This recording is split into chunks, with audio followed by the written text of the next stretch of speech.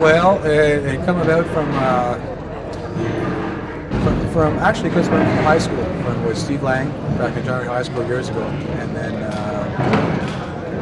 I knew all the fellows from all the other bands I was in. In 1976, 77, when they came out with was it Forever? No, not Forever Now. It might have been Forever for Now. I was working in the warehouse, driving a forklift truck.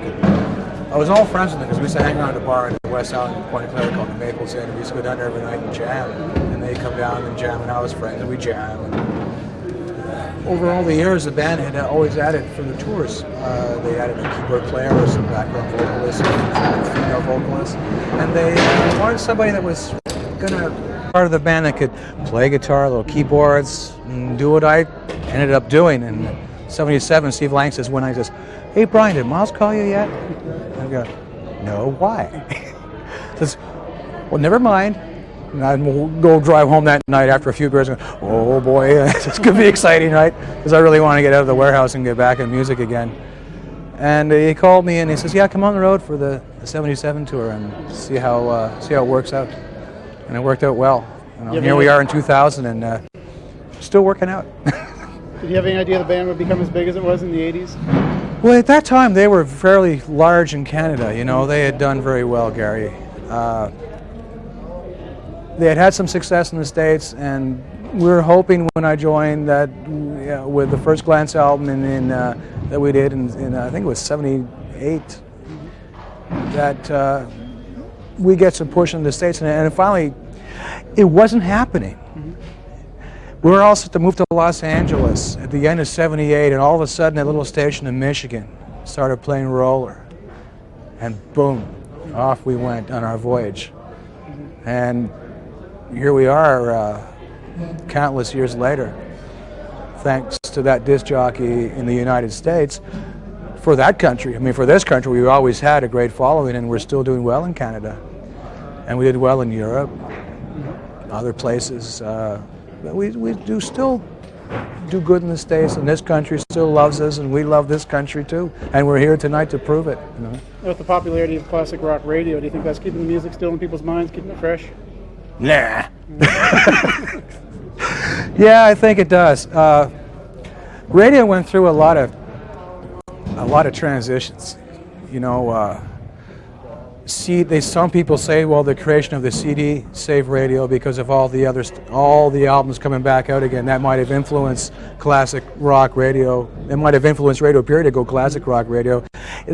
Back when we were in 78, 79, there was rock radio, and MTV video on television was just in its infancy.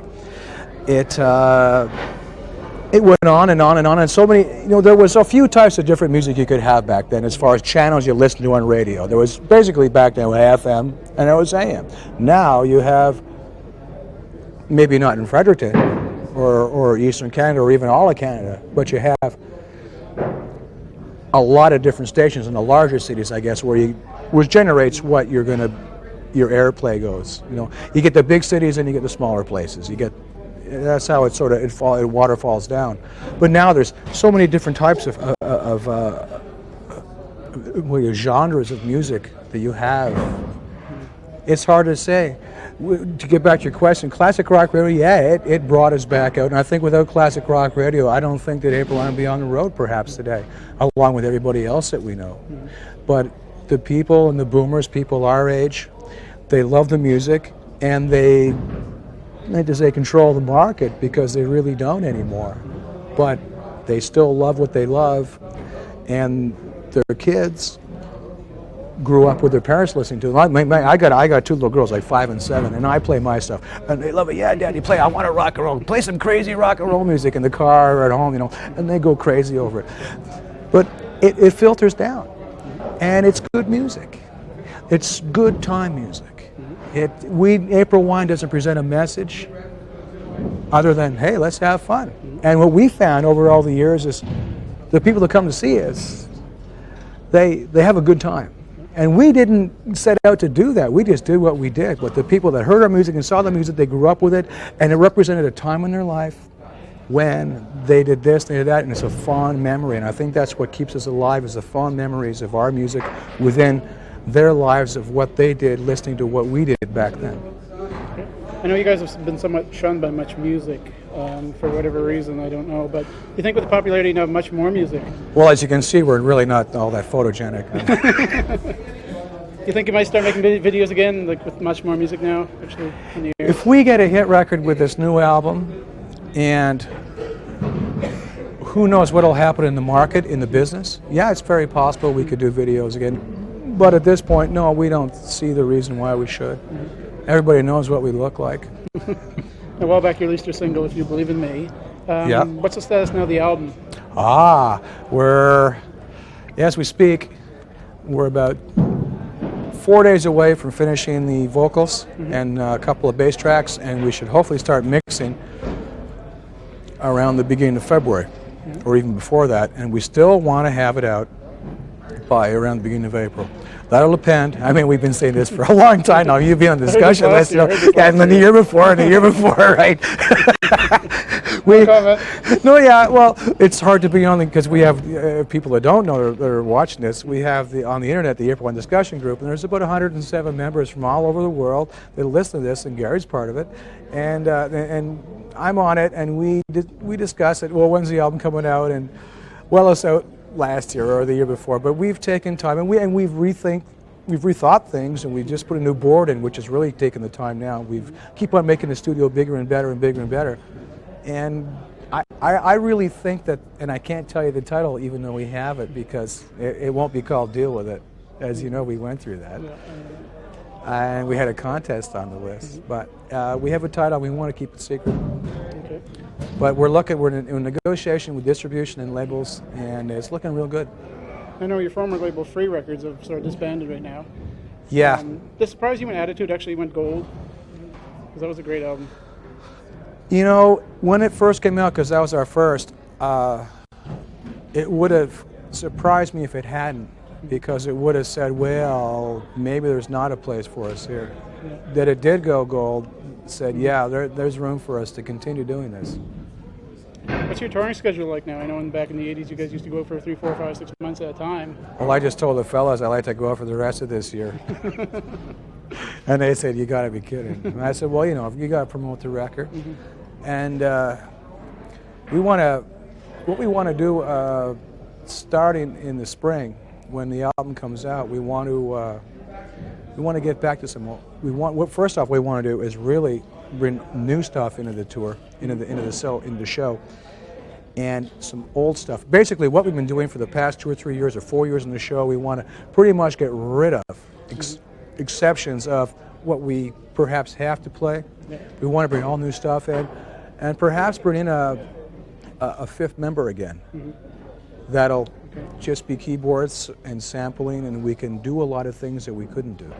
We're really serious on this, and we're all looking a lot forward to it. I know the cost of touring is quite expensive. Do you plan maybe get sponsorship or something like that for a tour? Well, it's always nice to have. But right now we're not in negotiation with anybody, and if it comes up, it would be open to talking to people about sponsorship. Touring is expensive, but it's got to mean something, and the sponsor we have would have to be meaningful to us, and something that we would support. And in this day and age, it's hard to support something, you know, I guess, but money's money. Yeah, we'd be open to that.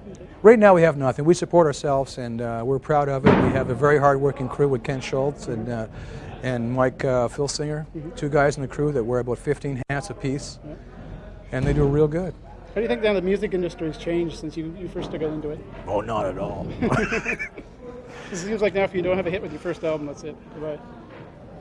Well, music has changed so much that it's really hard to, I guess, to put it into a sentence. I mean, it's kind of like, let me put it this way, it's kind of like TV shows or whatever. If somebody gets a big hit with something, then everybody else wants, or other labels or networks, will want to have the same type of hit, have a shot at having the same thing. And when I said earlier about music being broken down in so many different areas, you got blues, you got R&B, you've got hip-hop, you've got swing, you know, you've got alternative, you've got new wave, you've got all this kind of stuff. But look what's on the charts these days. The charts are even broken down. I mean, online, you go to Billboard magazine, and now you have 15, 20 different charts, whereas you used to have like your top 100 and your albums and your top 100 from your singles, your top 50 for your singles. Now it's all broken down. Who's to say what is? And then country made a big thing. I think whatever gets out there that's good, maybe you'll have a chance with the push from record company. Good music is out there. If it just has a push, an honest push, either from radio, if not, just from playing like tonight, and you get enough people saying, yeah, I want to hear it, call the station. What do you listen to now for music, Brian? Geez.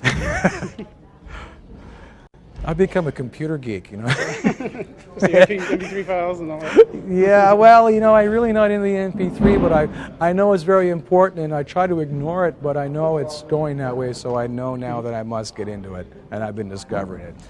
What do I listen to? I listen to anything.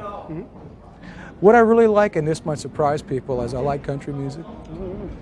I like it because I like the playing on it. The players are real hot. The writing's real good. And where I live, in that area of the world, it's country. I mean, I live rurally in a very small town of 350 families. It's just the type of music where I am, I guess, that I grew up on, but also there's a lot of blues there. To me, there's only two types of music, good and bad. So I listen to a variety. I listen to a lot of kids' music from my children. I know but if 151 Pokemon, I probably know about 90 of them. Any chance your solo album ever getting released someday on CD? Well, it is. It was released on CD. Really? Okay. It was released actually on 3 formats. It was on vinyl, it was on cassette, and on CD. It's funny because in the last year I've been getting some very substantial royalty checks from France, from my solo album, from a song called It's All Right. And I've been trying to find out, what did it do there? And I know that France pays a good rate. So I don't know if I had a hit there or if I didn't. I don't know at this point. I've been asking, well, we don't know. And I'm not about to go over there. And who do you start with? Exactly. Hey, you. Hey, buddy. You know that song, It's All Right? No. Hey? Sorry, monsieur. Je ne sais quoi. Well, I wish you were in the band of many years of success, Brian. Oh, thanks, Gary. Best of luck. It was great to see you again. Good to see you. Thanks. Brian Greenway from the band April 1.